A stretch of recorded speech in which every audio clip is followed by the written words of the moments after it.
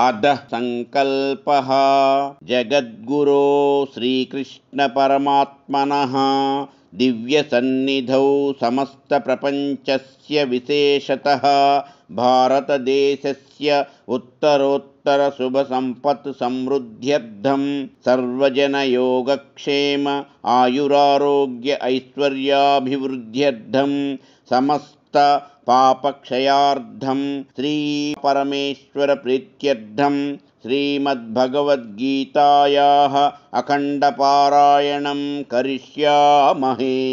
श्रीमद्भगवद्गीता प्रथमोऽध्यायः अर्जुन विषादयोगः। श्रीकृष्णपरमात्मने नमः। श्रीकृष्ण प्रार्थना। नमामि नारायण पादपङ्कजं करोमि नारायण पूजनं सदा वदामि नारायण नाम निर्मलं स्मरामि नारायण तत्त्वमव्ययम्। श्री गुरु प्रार्थना। न गुरोरधिकं तत्त्वं न गुरोरधिकं तपः तत्त्वज्ञानात् परं नास्ति तस्मै శ్రీ గురవే। మా ఈ వీడియోలు మీకు నచ్చినట్లయితే లైక్, షేర్ అండ్ సబ్స్క్రైబ్ చేయండి। ఓం इति गीताध्यानम्। ओम पार्थाय प्रतिबोधितां भगवता नारायणेन स्वयं व्यासेन ग्रथितां पुराणमुनिना मध्ये महाभारतम् अद्वैतामृतवर्षिणीं भगवतीम् अष्टादशाध्यायिनीम् अम्बा त्वामनुसन्दधामि भगवद्गीते భవద్వేషిణీం।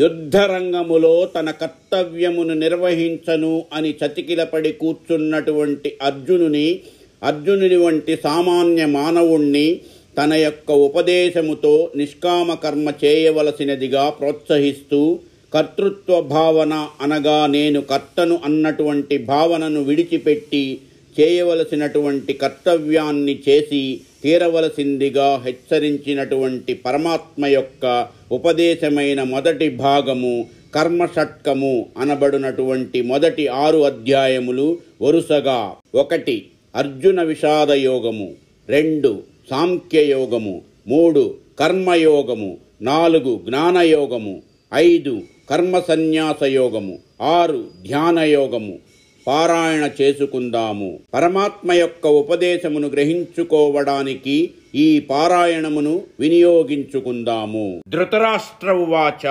ధర్మక్షేత్రే కురుక్షేత్రే సమవేతాయుయుత్సవః మామకాః పాండవాశ్చైవ కిమకుర్వత సంజయ। సంజయ ఉవాచ దృష్ట్వా తు పాండవానీకం వ్యూఢం దుర్యోధనస్తదా ఆచార్యముపసంగమ్య రాజా వచనమబ్రవీత్ పశ్యైతాం పాండుపుత్రాణామాచార్య మహతీం చమూం వ్యూఢాం ద్రుపదపుత్రేణ తవ శిష్యేణ ధీమతా। అత్ర శూరా మహేశ్వాసా భీమార్జున సమాయుధి యుయుధానో విరాటశ్చ ద్రుపదశ్చ మహారథః దృష్టకేతుశ్చేకితానః కాశీరాజశ్చ వీర్యవాన్ పురుజిత్ కుంతి భోజశ్చ శైబ్యశ్చ నరపుంగవః యుధామన్యుశ్చ విక్రాంత ఉత్తమౌజాశ్చ వీర్యవాన్ సౌభద్రో ద్రౌపదేయాశ్చ సర్వ ఏవ మహారథాః అస్మాకం తు విశిష్టాయే తాన్నిబోధ ద్విజోత్తమ। नायका मम सैन्यस्य संज्ञार्थं तान् ब्रवीमि ते।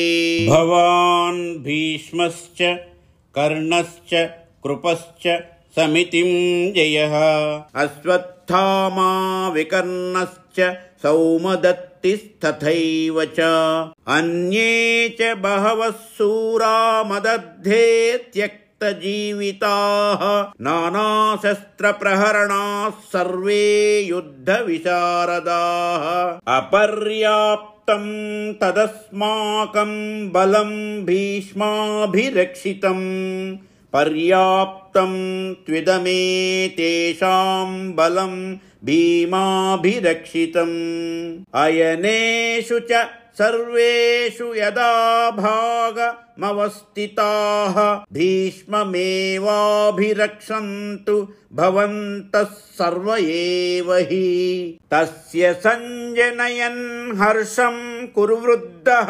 पितामहः सिंहनादं विनोद्योच्चै शङ्खं दद्मौ प्रतापवान्।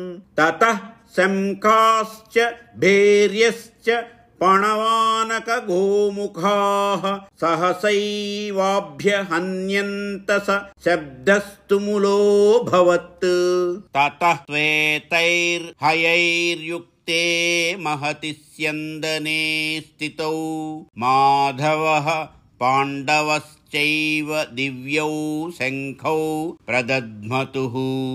पाञ्चजन्यं हृषीकेशो देवदत्तं धनञ्जयः पौण्ड्रं दद्मौ महाशङ्खं भीमकर्मा वृकोदरः।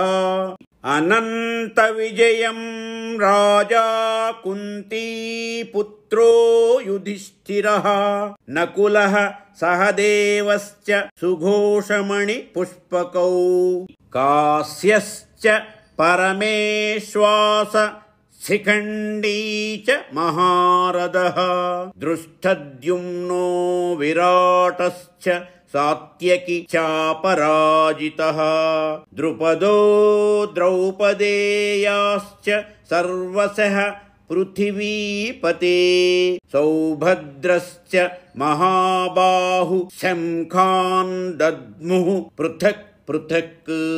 सघोषो धार्तराष्ट्राणां हृदयानि व्यदारयत् नभश्च पृथिवीं चैव तुमुलोऽभ्यनुनादयन्। अथ व्यवस्थितान् दृष्ट्वा धार्तराष्ट्रान् कपिध्वजः प्रवृत्ते शस्त्रसम्पाते धनुरुद्यम्य पाण्डवः ऋषिकेशं तदा वाक्यमिदमाह महीपते। अर्जुन उवाच सेनयोरुभयोर्मध्ये रथं स्थापय मेच्युता यावदेतान्निरीक्षेऽहं योद्धुकामानवस्थितान् कैर्मया सह योद्धव्यमस्मिन् रणसमुद्यमे योत्स्यमानानवेक्षेऽहं ययेतेऽत्र समागताः। धार्तराष्ट्रस्य दुर्बुद्धेर्युद्धे प्रियचिकीर्षवः। संजय उवाच एवमुक्तो हृषीकेशो गुडाकेशेन भारत सेनयोरुभयोर्मध्ये स्थापयित्वा रथोत्तमम् भीष्मद्रोण प्रमुखत सर्वेषां च महीक्षिताम् उवाच पार्थ पश्यैतान् समवेतान् कुरूनिति। तत्रापश्यत् स्थितान् पार्थः पितॄनध पितामहान् आचार्यान् मातुलान् भ्रातॄन् पुत्रान् पौत्रान् सखींस्तथा श्वशुरान् सुहृदश्चैव सेनयोरुभयोरपि। तान् समीक्ष्य स कौन्तेय सर्वान् बन्धूनवस्थितान् कृपया परया विष्ठो विषीदन्निदमब्रवीत्। अर्जुन उवाच दृष्ट्वेमं स्वजनं कृष्ण युयुत्सुं समुपस्थितं सीदन्ति मम गात्राणि मुखं च परिशुष्यति वेपधुश्च शरीरे मे रोमहर्षश्च जायते गाण्डीवं स्रंसते हस्तात् त्वक्चैव परिदह्यते न च शक्नोम्यवस्थातुं भ्रमतीव च मे मनः निमित्तानि च पश्यामि विपरीतानि केशव न च श्रेयोनुपश्यामि हत्वा स्वजनमाहवे न काङ्क्षे विजयं कृष्ण न च राज्यं सुखानि च किं नो राज्येन गोविन्द किं भोगैर्जीवितेन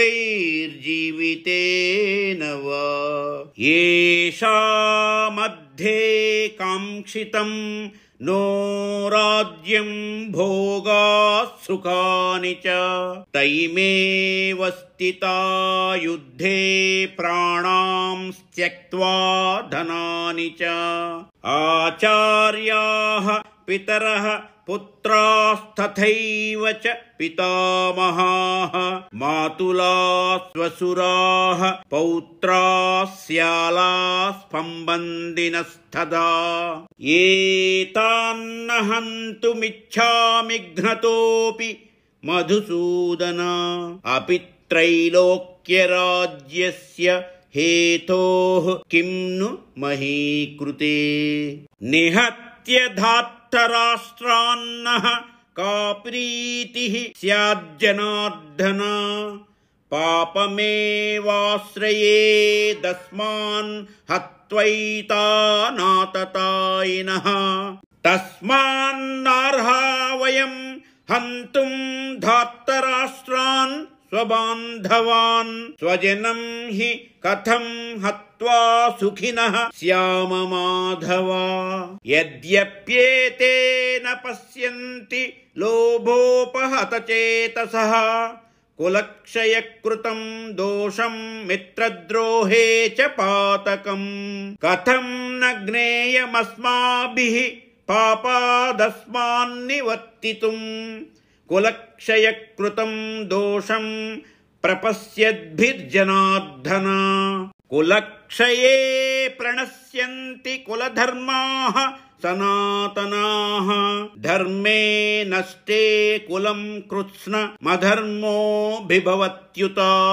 अधर्माभिभवात् कृष्ण प्रदुष्यन्ति कुलस्त्रियः स्त्रीषु दुष्टासु वार्ष्णेय जायते वर्णसंकरः संकरो नरकायैव कुलघ्नानां कुलस्य च पतन्ति पितरो येषां लुप्तपिण्डोदक क्रियाः दोषैरेतैः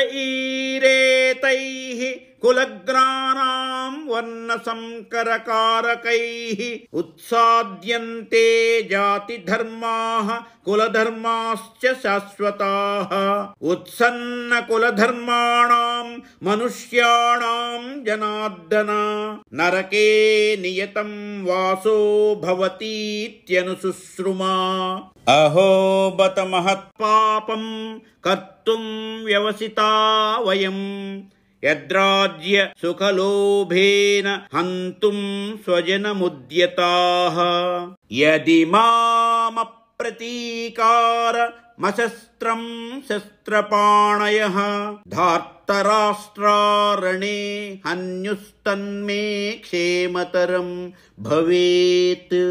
संजय उवाच एवमुक्त्वार्जुन संख्ये रथोपस्थ उपाविशत् विसृज्य सशरं चापं शोकसंविघ्नमानसः। इति श्रीमद्भगवद्गीतासूपनिषत्सु ब्रह्मविद्यायां योगशास्त्रे श्रीकृष्णार्जुनसंवादे अर्जुनविषादयोगो नाम प्रथमोऽध्यायः। श्रीमद्भगवद्गीता द्वितीयोऽध्यायः सांख्ययोगः। संजय उवाच तं तथा कृपयाविष्टमश्रुपूर्णाकुलेक्षणं विषीदन्तमिदं वाक्यमुवाच मधुसूदना। श्रीभगवानुवाच कुतस्त्वा कस्मलमिदं विषमे समुपस्थितम् अनार्यजुष्टमस्वर्ग्यमकीर्तिकरमर्जुन।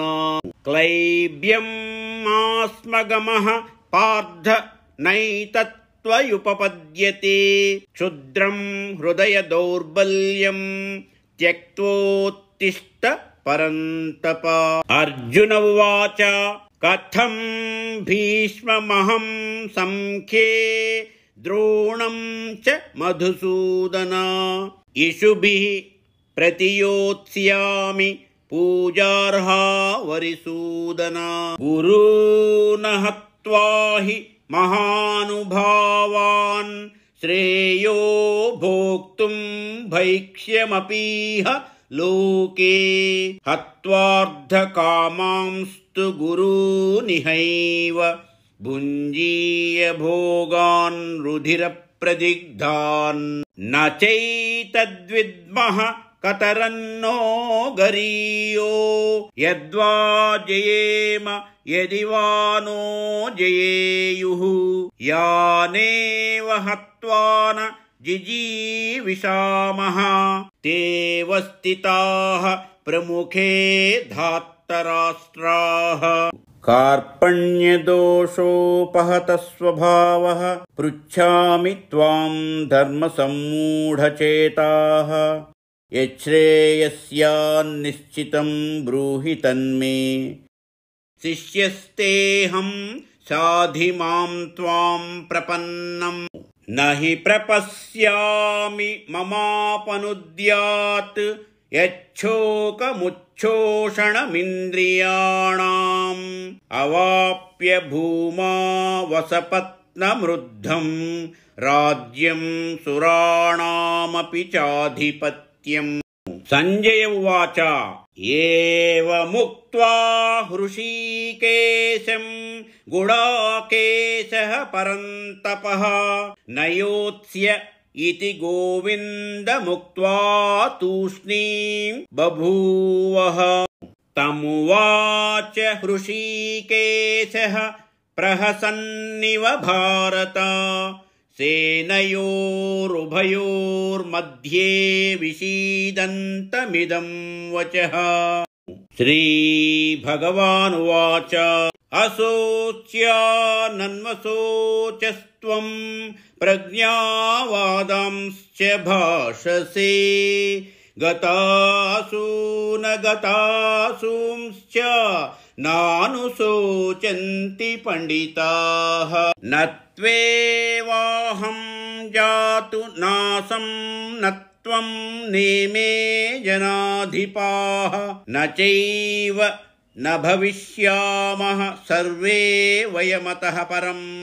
देहिनोऽस्मिन् यथा देहे कौमारं यौवनं जरा तथा देहान्तरः प्राप्तिः धीरस्तत्र न मुह्यति।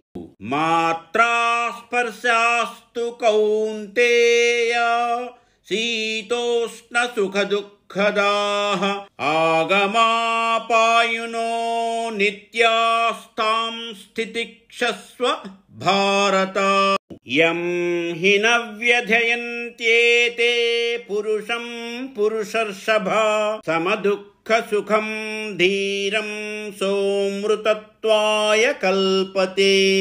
नासतो विद्यते भावो नाभावो विद्यते सतः ఉభయోరపి దృష్టోంత స్తవనయోస్తత్వదర్శిభిః అవినాశితు తద్విద్ధి ఏన సర్వమిదం తతం వినాశమవ్యయస్యాస్య న కశ్చిత్ కర్తుమర్హతి అంతవంత ఇమే దేహా నిత్యస్యోక్తాః శరీరిణః అనాశినో ప్రమేయస్య తస్మాద్యుధ్యస్వ భారత యయేనం వేత్తి హంతారం యశ్చైనం మన్యతే హతం ఉభౌ తౌ న విజానీతో నాయం హంతి న హన్యతే న జాయతే మ్రియతే వా కదాచిత్ నాయం భూత్వా భవితా వా న భూయః అజో నిత్యః శాశ్వతోయం పురాణో న హన్యతే హన్యమానే శరీరే వేదా వినాశినం నిత్యం యయేనమజమవ్యయం కథం స పురుషః పార్థ కం ఘాతయతి హంతికం వాసాంసి జీర్ణాని యథా విహాయ నవాని గృహ్ణాతి నరోపరాణి తథా శరీరాణి విహాయ జీర్ణాని అన్యాని సంయాతి నవాని దేహి నైనం చిందంతి శస్త్రాణి నైనం దహతి పావకః న చైనం క్లేదయంత్యాపో న శోషయతి మారుతః అచ్ఛేద్యో యమదాహ్యోయం అక్లేద్యో శోష్య ఏవ చ నిత్యః సర్వగతః స్థాణుః అచలోయం సనాతనః అవ్యక్తోయమచింత్యోయం అవికార్యోయముచ్యతే తస్మాదేవం విదిత్వైనం నానుశోచితుమర్హసి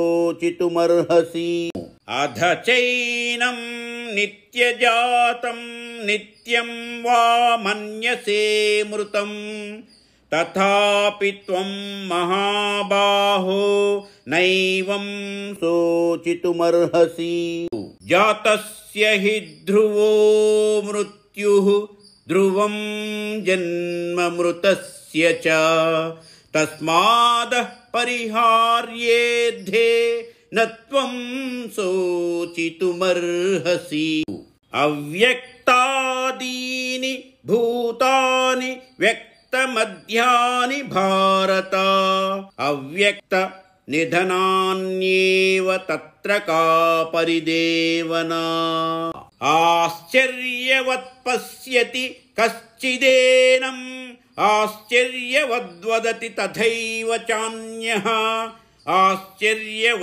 ఆశ్చర్యవచ్చైనమన్యః శృణోతి శ్రుత్వాప్యేనం వేద న చైవ కశ్చిత్ దేహీ నిత్యమవధ్యోయం దేహే సర్వస్య భారత తస్మాత్ సర్వాణి భూతాని న త్వం శోచితుమర్హసి స్వధర్మమపి చావేక్ష్య న వికంపితుమర్హసి ధర్మ్యాద్ధి యుద్ధాత్ శ్రేయోన్యత్ క్షత్రియస్య న విద్యతే యదృచ్ఛయా చోపపన్నం స్వర్గద్వారమపావృతం సుఖినః క్షత్రియాః పార్థ లభంతే యుద్ధమీదృశం అథ చేత్వమిమం ధర్మ్యం సంగ్రామం న కరిష్యసి తతః స్వధర్మం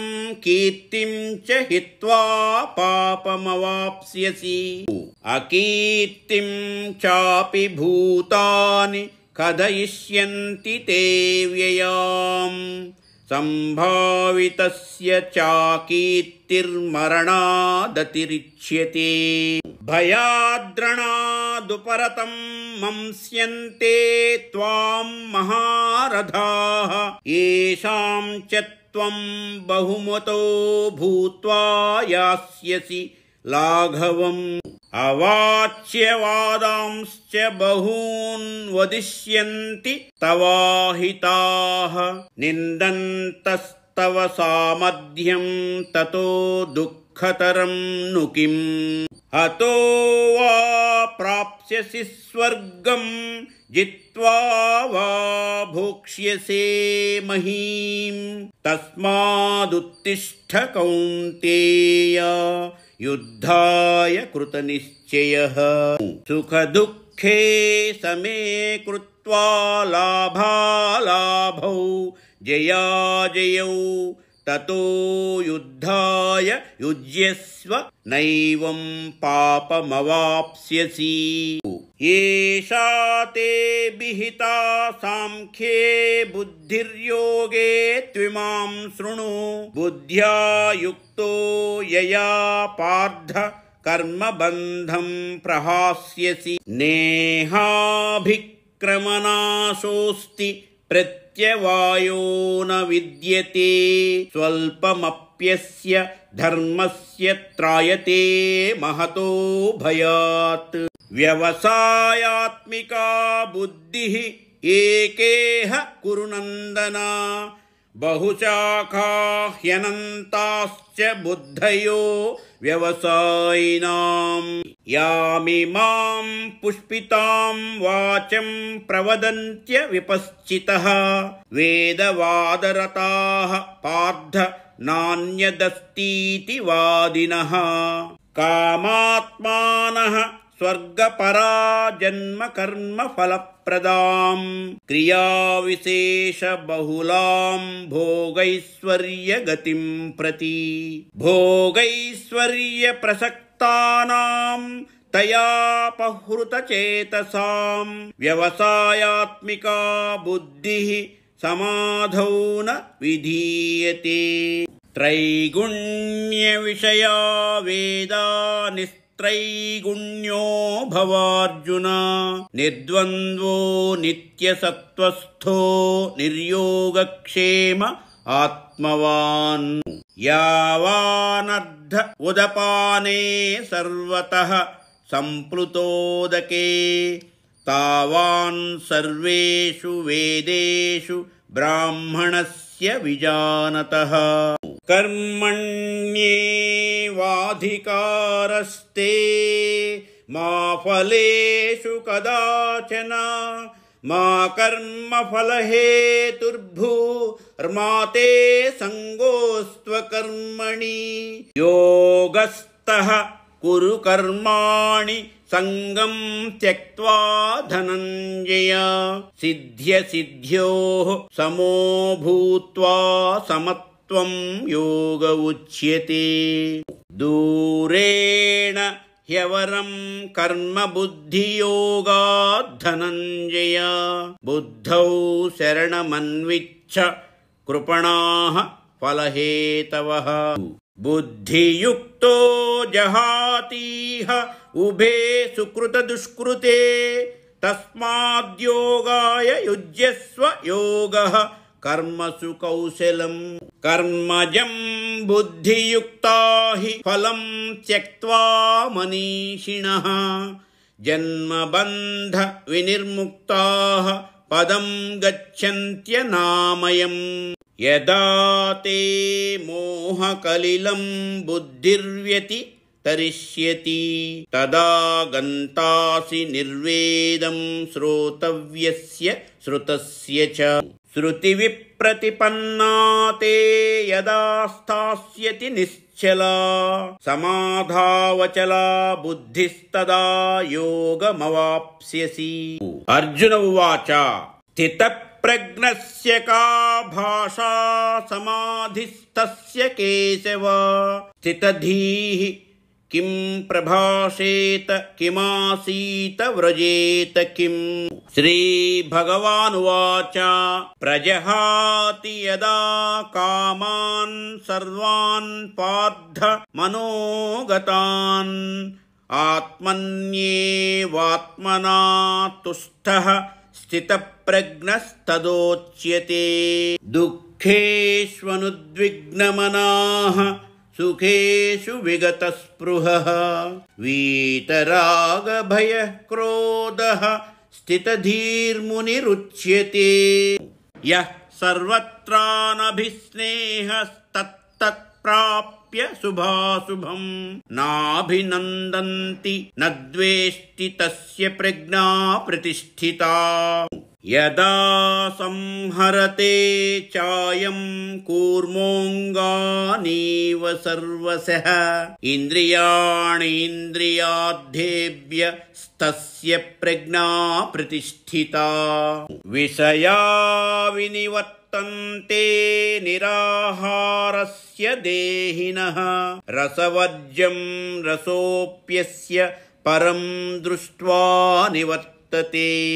यततो ह्यपि कौन्तेय पुरुषस्य विपश्चितः इन्द्रियाणि प्रमाथीनि हरन्ति प्रसभं मनः।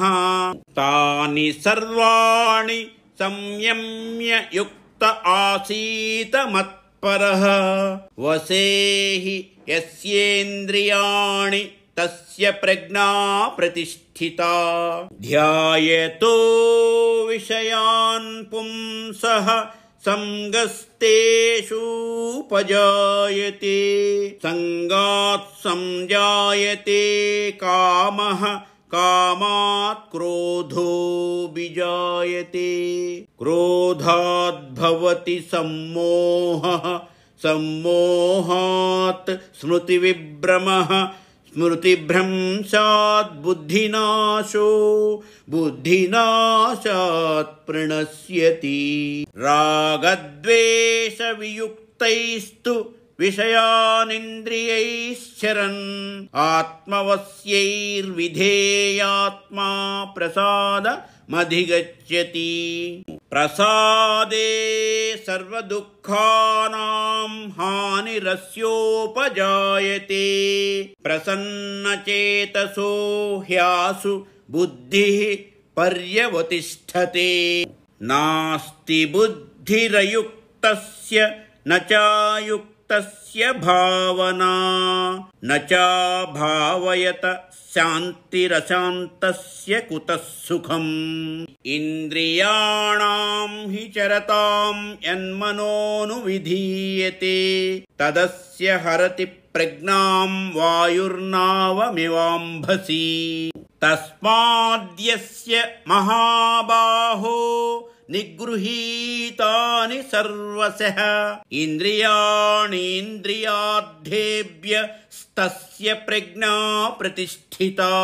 या निशा सर्वभूतानां तस्यां जागर्ति संयमी यस्यां जाग्रति भूतानि सा निशा पश्यतो मुने। आपूर्यमाणमचलप्रतिष्ठं समुद्रमापः प्रविशन्ति यद्वत् तद्वत्कामायं प्रविशन्ति सर्वे स शान्तिमाप्नोति न कामकामी।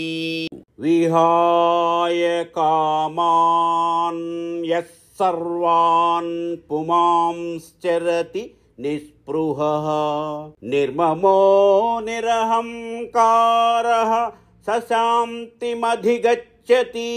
एषा ब्राह्मी स्थितिः पार्थ नैनां प्राप्य विमुह्यति। एषा ब्राह्मी स्थितिः पार्थ नैनां प्राप्य विमुह्यति।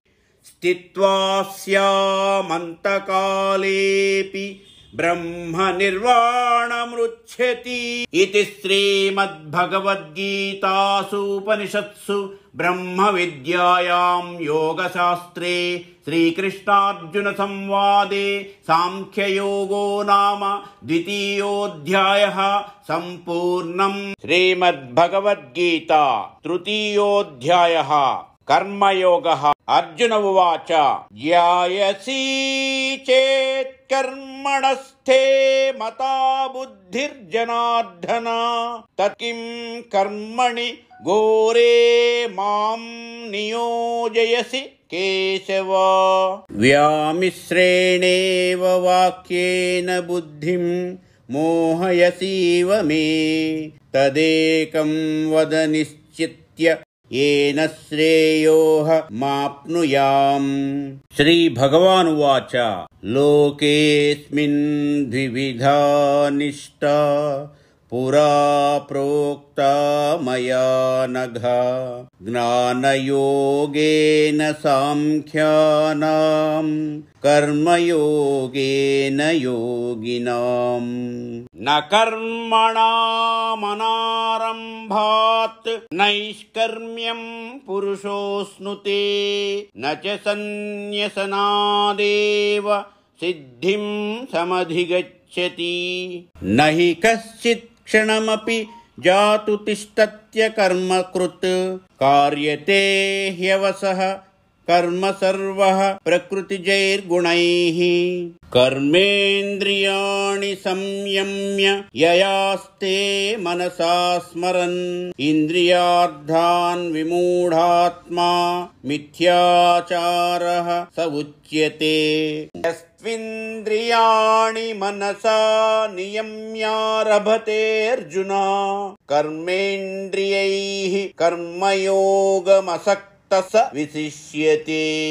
नियतं कुरु कर्म त्वं कर्मज्यायो ह्यकर्मणः शरीरयात्रापि च तेन प्रसिद्ध्येद कर्मणः। यज्ञार्थात् कर्मणोऽन्यत्र लोकोऽयं कर्मबन्धनः तदर्थं कर्म कौन्तेय मुक्तसङ्गः समाचर।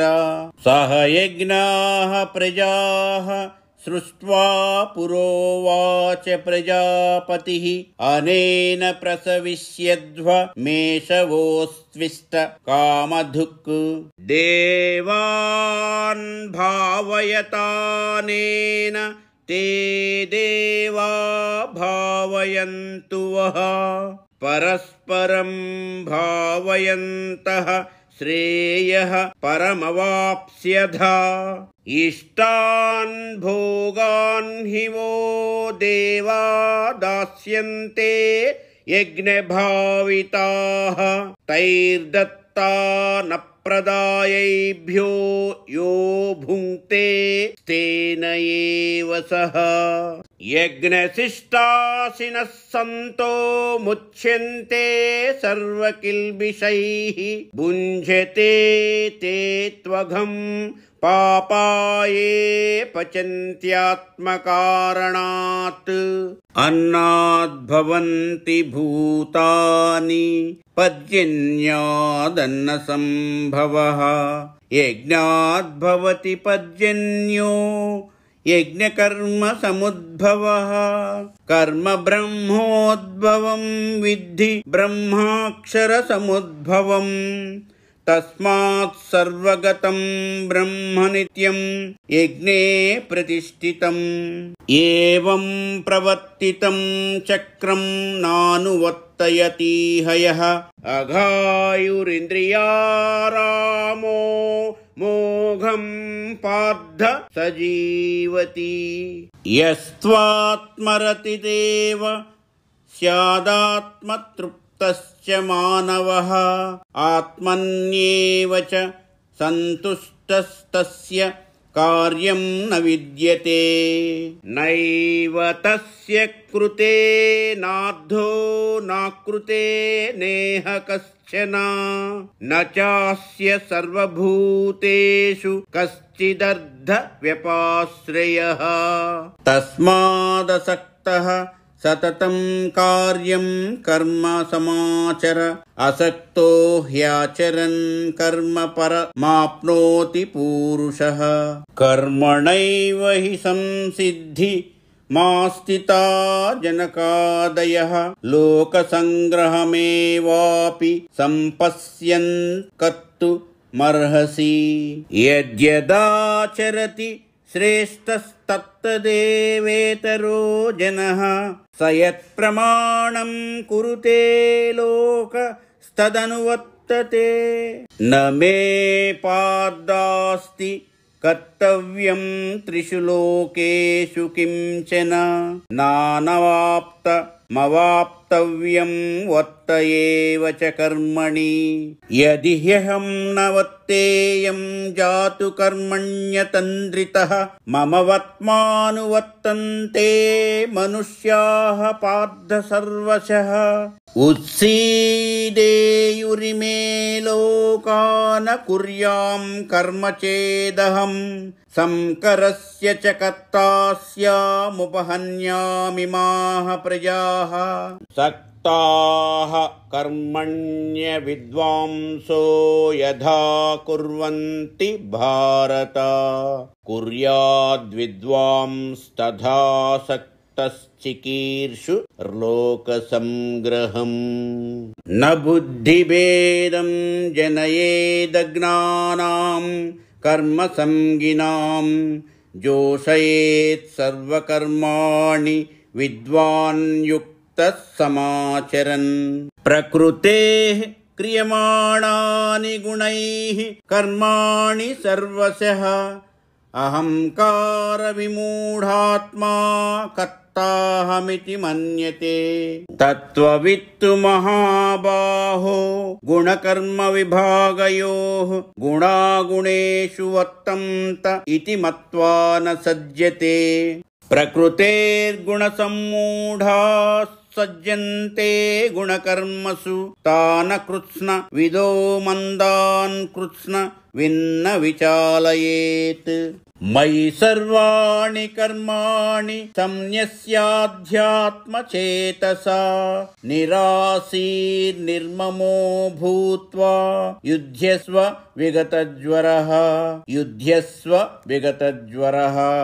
ये मे मतमिदं नित्यमनुतिष्ठन्ति मानवाः श्रद्धावन्तो न सूयन्तो मुच्यन्ते तेऽपि कर्मभिः ये त्वेतदभ्यसूयन्तो नानुतिष्ठन्ति मे मतम् सर्वज्ञानविमूढां तान् विद्धि नष्टान चेतसः सदृशं चेष्टते स्वस्याः प्रकृतेर्ज्ञानवानपि प्रकृतिं यान्ति भूतानि निग्रहः किं करिष्यति इन्द्रियस्येन्द्रियस्यार्धे रागद्वेषौ व्यवस्थितौ तयोर्न वशमागच्छेत्तौ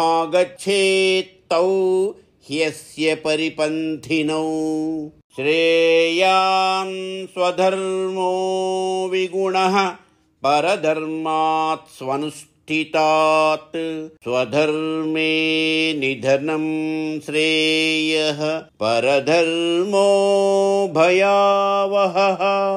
अर्जुन उवाच अथ केन प्रयुक्तोऽयं पापं चरति पूरुषः अनिच्छन्नपि वार्ष्णेयबलादिव नियोजितः।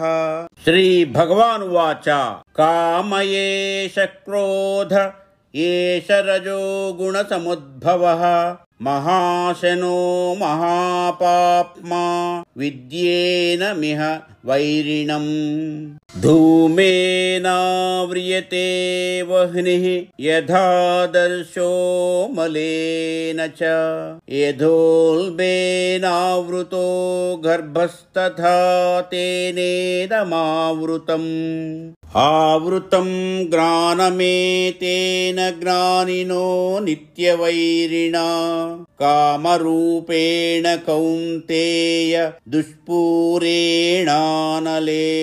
च इन्द्रियाणि मनो बुद्धि रस्याधिष्ठानमुच्यते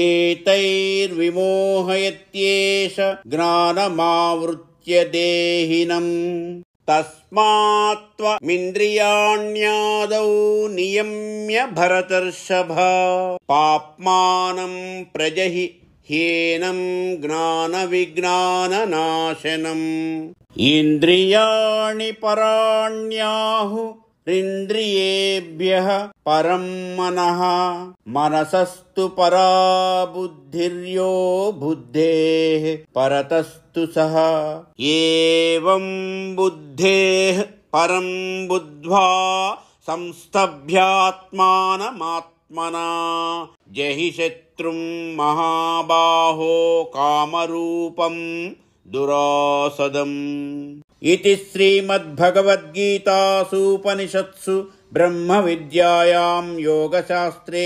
श्रीकृष्णार्जुनसंवादे कर्मयोगो नाम तृतीयोऽध्यायः। चतुर्थोऽध्यायः ज्ञानयोगः। श्रीभगवानुवाच इमं विवस्वते योगं प्रोक्तवानहमव्ययम् विवस्वान्मनवे प्राह मनुरिक्ष्वाकवे ब्रवीत् एवं परम्परा प्राप्तमिमं राजर्षयो विदुः सकाले नेह महता योगो नष्टः परन्तप स एवायं मया तेद्य योगः प्रोक्तः पुरातनः भक्तोऽसि मे सखा चेति रहस्यं ह्येतदुत्तमम्।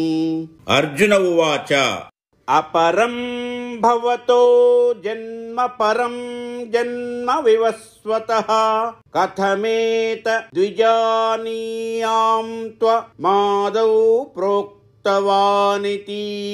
श्रीभगवानुवाच बहूनि मे व्यतीतानि जन्मानि तव चार्जुन तान्यहं वेद सर्वाणि न त्वं वेत्त परन्तप अजोऽपि सन्नव्ययात्मा भूतानामीश्वरोऽपि सन् प्रकृतिं स्वामधिष्ठाय सम्भवाम्यात्ममायया यदा यदा हि धर्मस्य ग्लानिर्भवति भारत अभ्युत्थानमधर्मस्य तदात्मानं सृजाम्यहम् परित्राणाय साधूनां विनाशाय च दुष्कृतां धर्म संस्थापनार्थाय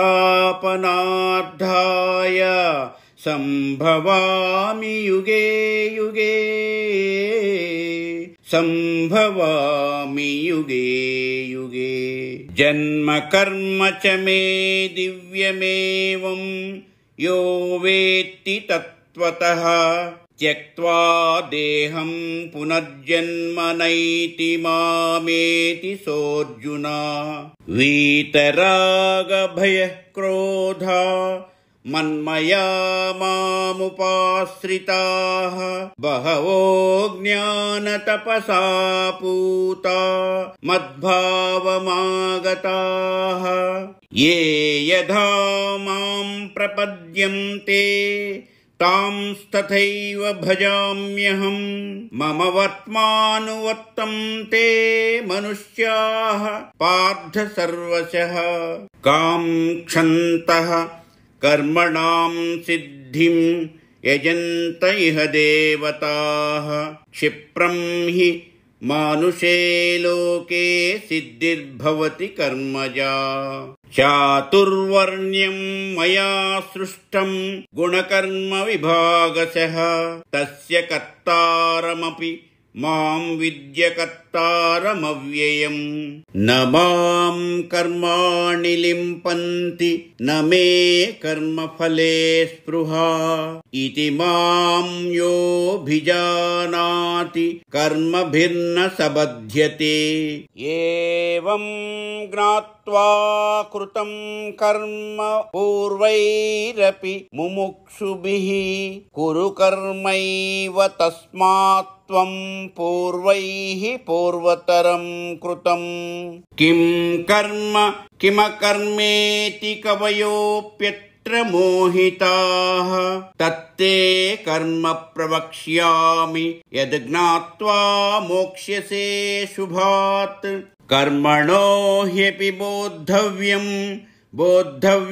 च विकर्मणः अकर्मणश्च बोद्धव्यं गहना कर्मणो गतिः कर्मण्यकर्मयः पश्येद कर्मणि च कर्मयः स बुद्धिमान् मनुष्येषु स युक्तः कृत्स्नकर्मकृत् यस्य सर्वे समारम्भाः कामसङ्कल्पवर्जिताः ज्ञानाग्निदग्धकर्माणं तमाहुः पंडितं बुधाः त्यक्त्वा कर्मफलासंगं नित्यतृप्तो निराश्रयः कर्मण्यभिप्रवृत्तोऽपि नैव किंचित् करोति सः निराशीर्यत चित्तात्मा त्यक्त सर्वपरिग्रहः शारीरं केवलं कर्म कुर्वन्नाप्नोति किल्बिषम्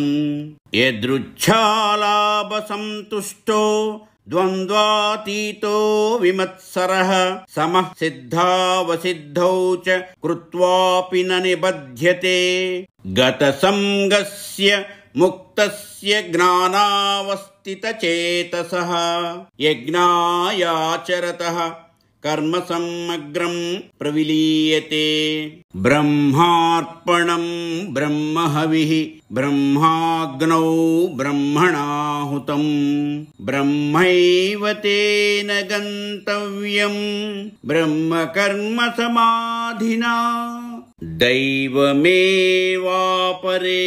यज्ञं योगिनः पर्युपासते ब्रह्माग्नावपरे यज्ञं यज्ञेनैवोपजुह्वति श्रोत्रादीनीन्द्रियाण्यन्ये संयमाग्निषु जुह्वति शब्दादीन् विषयानन्य इन्द्रियाग्निषु जुह्वति सर्वाणीन्द्रियकर्माणि प्राणकर्माणि चापरे आत्मसंयमयोगाग्नौ जुह्वति ज्ञानदीपिते द्रव्ययज्ञास्तपोयज्ञा योगयज्ञास्तथा परे स्वाध्यायज्ञानयज्ञाश्च यतयः संसितव्रताः अपाने जुह्वति प्राणं प्राणे पानं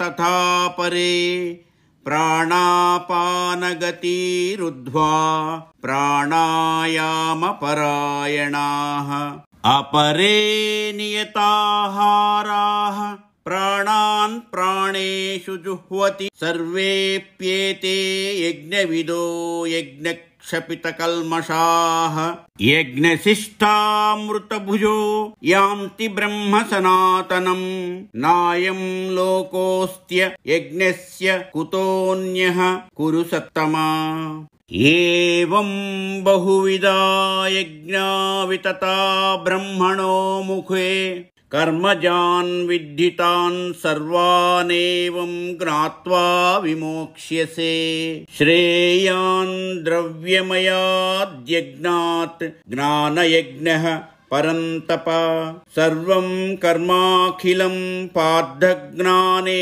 परिसमाप्यते तद्विद्धि प्रणिपातेन परिप्रश्नेन सेवया उपदेक्ष्यन्ति ते ज्ञानं ज्ञानिनस्तत्त्वदर्शिनः यद् ज्ञात्वा न पुनर्मोह मेवं यास्यसि पाण्डव येन भूतान्यशेषेण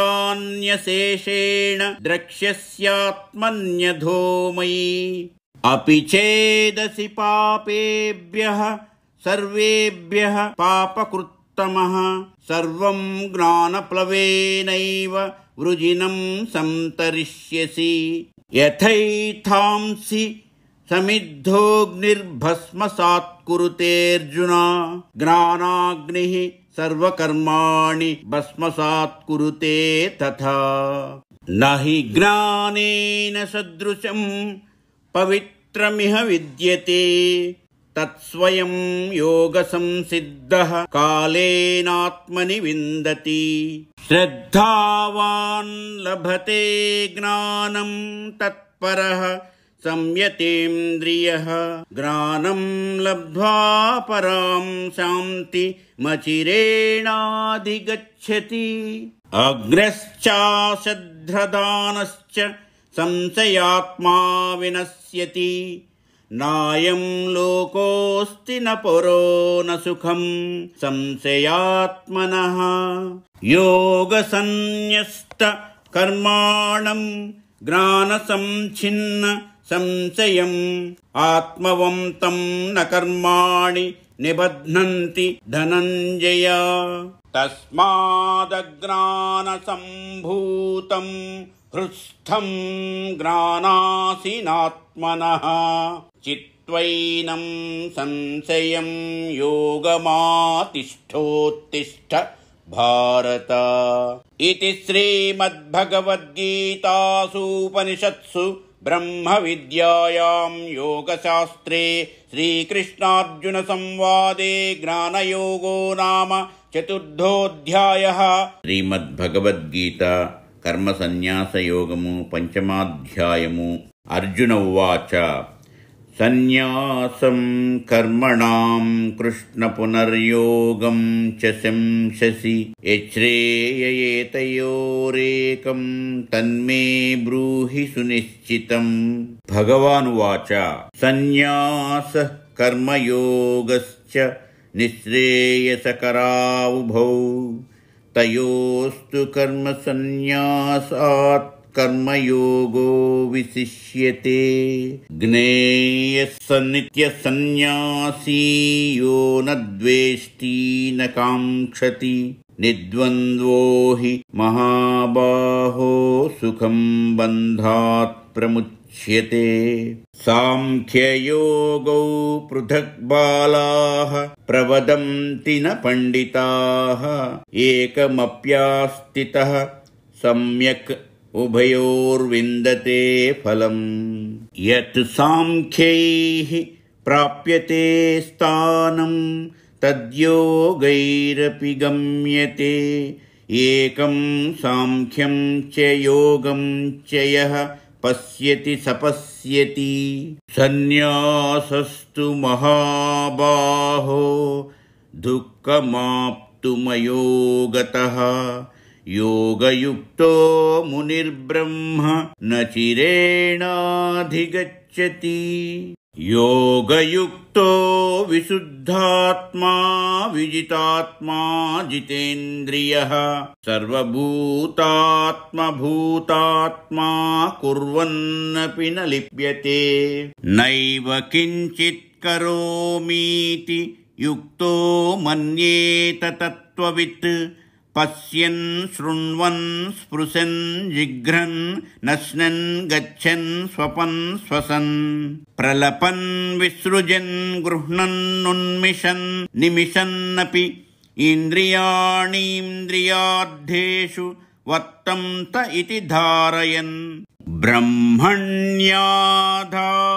कर्माणि संगं त्यक्त्वा करोति यः लिप्यते न स पापेन पद्मपत्रमिवाम्भसा।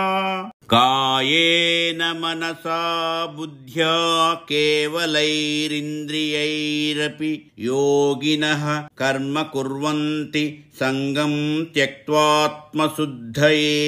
युक्तः कर्मफलं त्यक्त्वा शान्ति माप्नोति नैष्टिकीम् अयुक्तः कामकारेण फले सक्तो निबध्यते सर्वकर्माणि मनसा सन्न्यस्यास्ते सुखं वसी नवद्वारे पुरे देही नैव कुर्वन्न कारयन् न कर्तृत्वं न कर्माणि लोकस्य सृजति प्रभुः न कर्मफलसंयोगं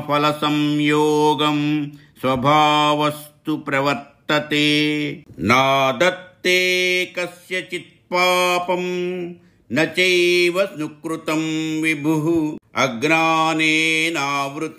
ज्ञानं तेन मुह्यन्ति जन्तवः ज्ञानेन तु दज्ञानं येषां नाशितमात्मनः तेषामादित्यवत्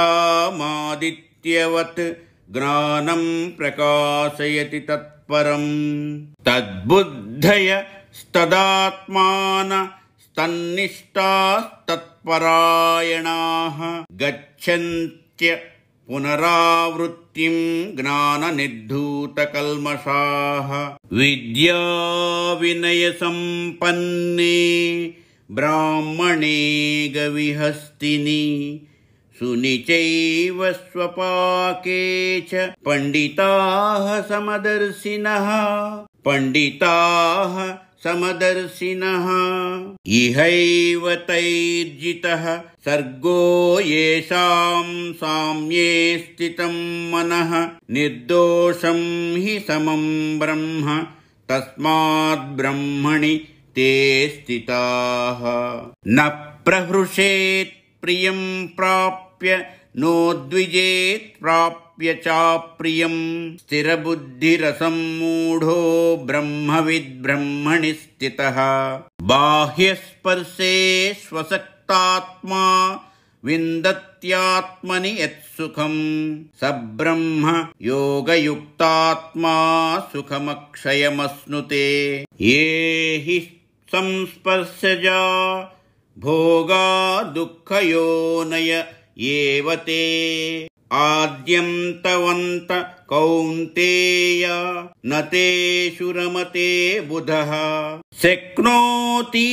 हैव यः सोढुं प्राक्शरीरविमोक्षणात् कामक्रोधोद्भवं वेगं सयुक्तः स सुखी नरः योऽन्तः सुखोऽन्तराराम तथान्तर्ज्योतिरेव यः स योगी ब्रह्मनिर्वाणं ब्रह्मभूतोऽधिगच्छति लभन्ते ब्रह्मनिर्वाणमृषयः क्षीणकल्मषाः छिन्नद्वैधायतात्मनः सर्वभूतहिते रताः कामक्रोधवियुक्तानां यतीनां यतचेतसाम् अभितो ब्रह्मनिर्वाणं वर्तते विदितात्मनां स्पर्शान् कृत्वा बहिर्बाह्यांश्चक्षुश्चैवान्तरे भ्रुवोः प्राणापानौ समौ कृत्वा नासाभ्यन्तरचारिणौ यतेन्द्रियमनोबुद्धिर्मुनिर्मोक्षपरायणः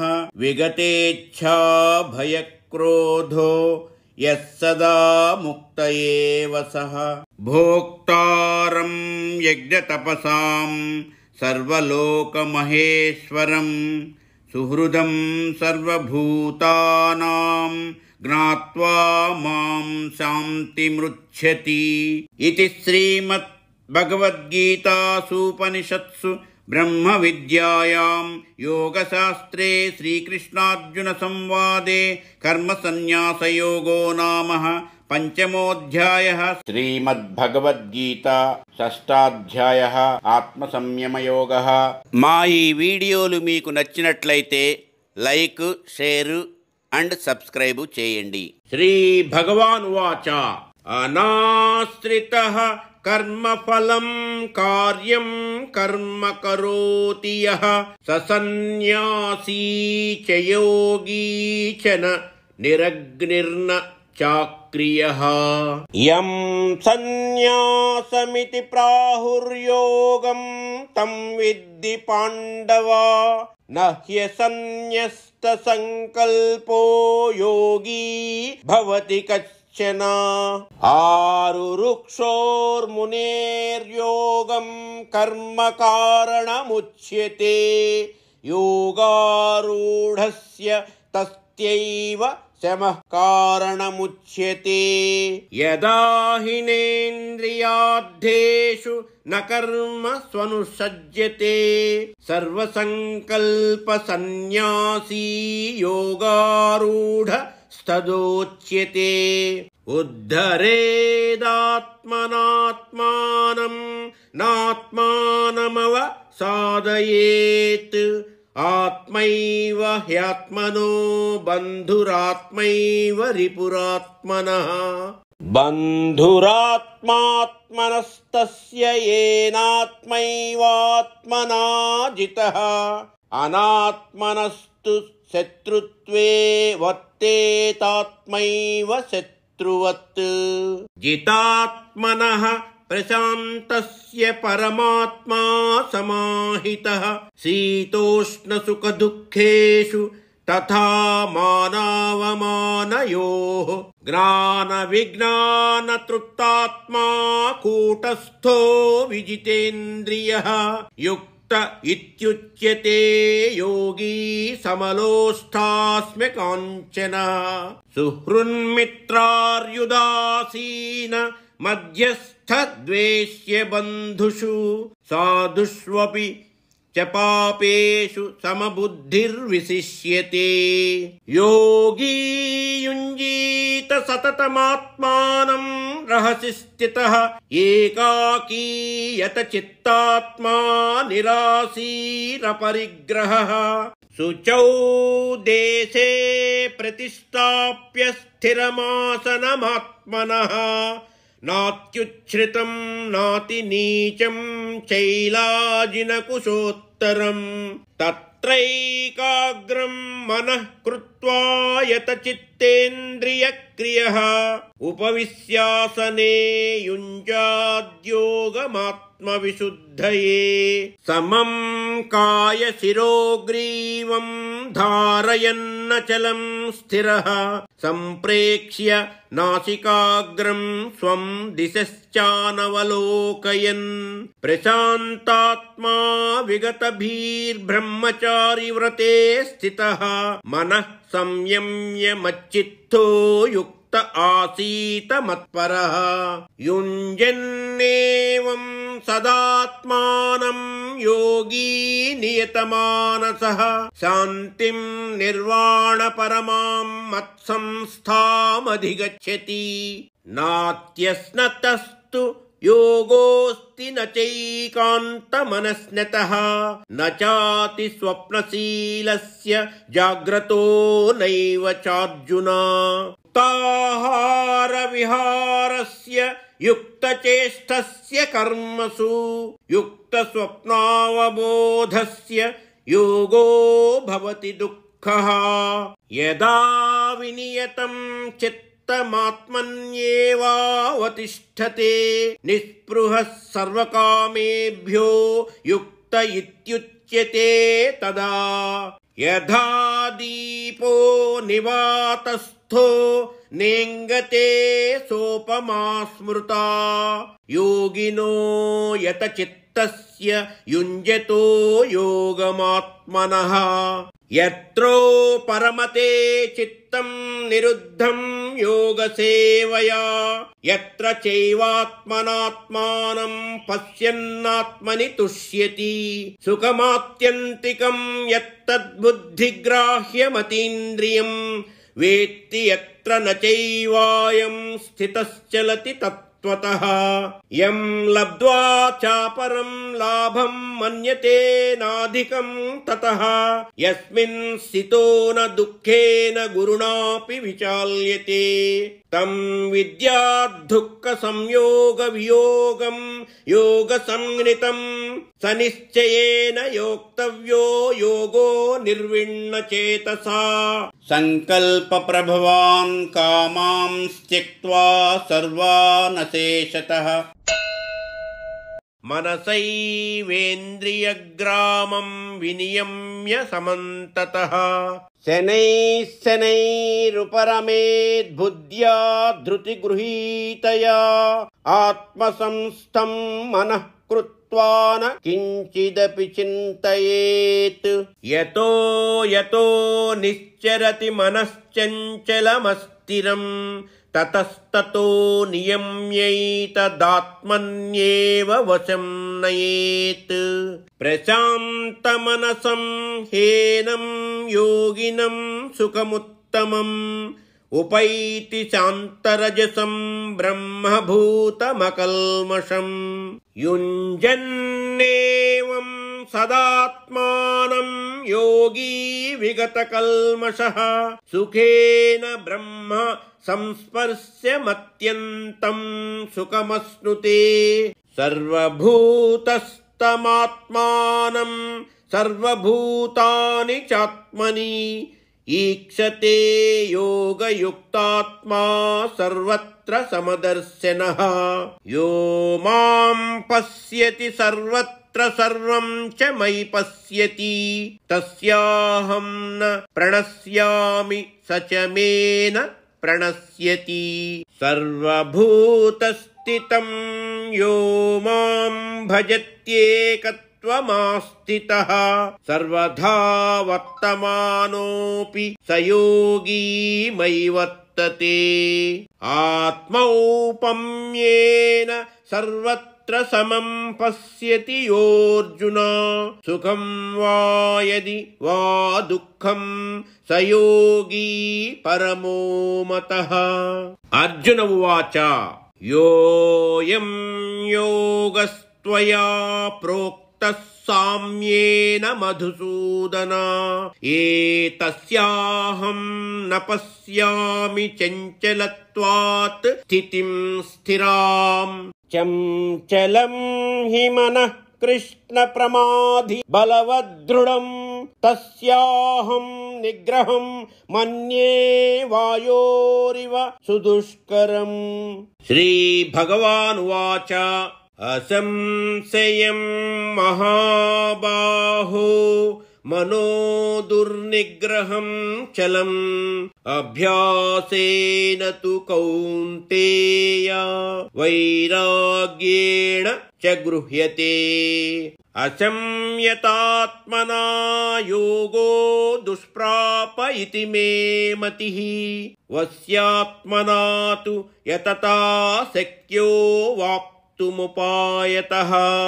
అర్జున ఉవాచ అయతిః శ్రద్ధయోపేతో యోగాచ్చలితమానసః అప్రాప్య యోగ సంసిద్ధిం కాం గతిం కృష్ణ గచ్చతి. కచ్చిన్నో భయ విభ్రష్టశ్చిన్నాభ్రమివ నశ్యతి అప్రతిష్టో మహాబాహో విమూఢో బ్రహ్మణః పథి. ఏ తన్మే సంశయం కృష్ణ చేత్తుమర్హస్య శేషతః త్వదన్యః సంశయస్యాస్య చేత్తాన హ్యుపపద్యతే. శ్రీ భగవానువాచ పార్థనైవేహ నాముత్ర వినాశస్తస్య విద్యతే నహి కళ్యాణకృత్ కశ్చిద్ దుర్గతిం తాత గచ్చతి.